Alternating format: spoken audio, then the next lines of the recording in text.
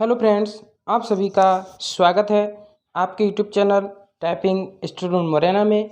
आज की डिक्टेशन है 100 पीएम। डिक्टेशन स्टार्ट होगी 5 सेकेंड बाद। स्टार्ट।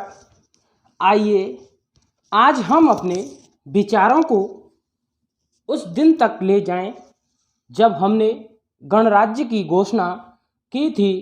अपनी विकास की योजनाओं के संबंध में हमने वास्तव में काफ़ी प्रगति की है, परंतु क्या हम भारत के सब नागरिकों को दरिद्रता, अभाव तथा कष्ट से मुक्त करा पाए हैं? प्रकृति की शक्तियों को अपने अधीन करने और जनता के कल्याण के लिए उन्हें नियंत्रण में लाने की दिशा में भी हम आगे बढ़े हैं, किंतु हम यह नहीं भूल सकते कि कुछ महीने ही हुए हमें भारत के उत्तर पूर्वी प्रदेशों में भयानक बाढ़ का सामना करना पड़ा था, जिसके कारण यातायात के साधन छिन्न भिन्न हो गए और वहाँ की जनता को भारी हानि उठानी पड़ी। निसंदेह साक्षरता, प्रसार और रोगों के निराकरण के महत्वपूर्ण उपाय भी हमने सोचे हैं। यद्यपि अभी भी देश के बहुत से भागों में निरक्षरता और बीमारी पर्याप्त मात्रा में दिखाई देती है, जन कल्याण की योजनाओं को हम बराबर आगे बढ़ाते रहेंगे। यह हमारा दृढ़ संकल्प है, इसमें संदेह नहीं किया जा सकता। इन योजनाओं के पूरे होने के संबंध में जो प्रयास अब तक किया गया है, उससे भी हमें असंतुष्ट नहीं होना चाहिए।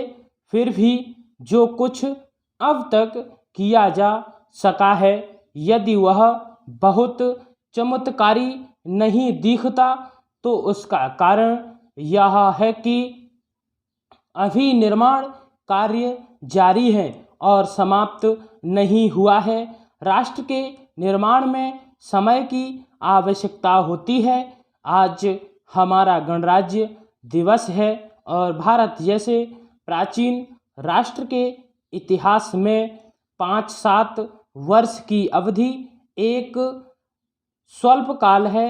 आइए अब हम विगत वर्ष की घटनाओं पर नज़र डालें और यह देखें कि विकास के कार्यों और निर्माण योजनाओं की दिशा में हम कहां तक आगे बढ़ सके हैं। Para start. यदि मुझसे यह कहा जाए कि बीते वर्ष की घटनाओं का वर्णन मैं एक वाक्य में करूं, तो मैं कहना चाहूँगा कि संविधान में दिए गए निर्देशों के अनुसार हमने समस्त राष्ट्र के साधनों को ऐसे ढंग से जुटाना आरंभ कर दिया है जिससे यह स्पष्ट हो जाता है कि भारत में कल्याणकारी राज्य की स्थापना का श्री गणेश हो चुका है। पिछले वर्षों में हमने जो संकल्प और दावे किए थे, अब वे मूर्तिमान होने लगे हैं। इसलिए अब यह समझना कठिन नहीं है कि राष्ट्र किधर जा रहा है और आगामी 10 या 15 वर्षों में हम किस स्थिति में होंगे। महान नदी घाटी योजनाओं पर कार्य बराबर जारी है। इनमें से एक योजना भाखड़ा नंगल योजना से बहुमूल्य पानी और बिजली पंजाब, पेप्सू और तथा राजस्थान के भागों को मिलने भी लग गई है। दामोदर घाटी योजना से कुछ समय हुआ बिजली प्राप्त होने लगी थी और हीराकुंड, चंबल तथा दूसरी महान योजनाओं की भांति यह योजना भी यथेष्ट रूप से आगे बढ़ रही है। भाखड़ा नंगल योजना का प्रथम चरण समाप्त होने से अब यह स्पष्ट है कि इन महान योजनाओं के द्वारा देश में कितने महत्वपूर्ण परिवर्तन हो जाएंगे। स्टॉप।